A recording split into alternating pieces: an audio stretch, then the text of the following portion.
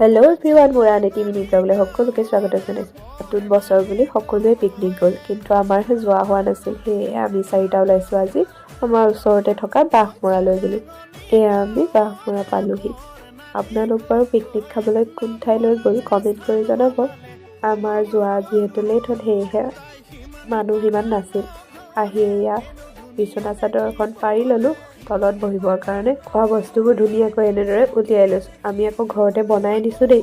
এয়া তাৰ পাছত কমলা আৰু আপেল খাবলৈ লৈছোঁ, লগতে চিপছ আৰু কুৰকুৰিও লৈ লৈছোঁ।